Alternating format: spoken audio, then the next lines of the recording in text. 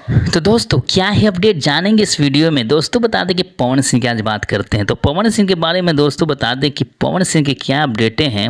अपडेटें आप लोग को मिलेगा दोस्तों फुल, क्योंकि आप लोग वीडियो देखते हैं दोस्तों, आप लोग सब्सक्राइबर, तो वीडियो में बने रहिए। अपडेट हम बताते हैं दोस्तों बता दें कि पवन सिंह का एक सॉन्ग आने वाला है, जो कि आप लोग देखा होगा या नहीं देखा तो आपको अपडेट बता दें कि हम रंगदारी, जो कि कमेंट सुन दोस्तों लिखा हुआ है पोस्टर, जो कि रिलीज हो चुका है दोस्तों और सोशल मीडिया पे ये वायरल हो रहा है।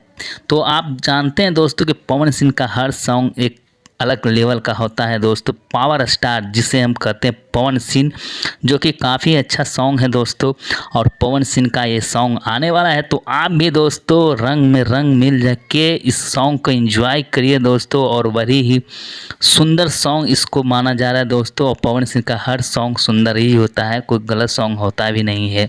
तो दोस्तों हम इसी तरह की आप लोगों को अपडेट देते रहते हैं, तो वीडियो में बने रहिए, चैनल को सब्सक्राइब करके। दोस्तों मिलते हैं नेक्स्ट वीडियो में नेक्स्ट अपडेट।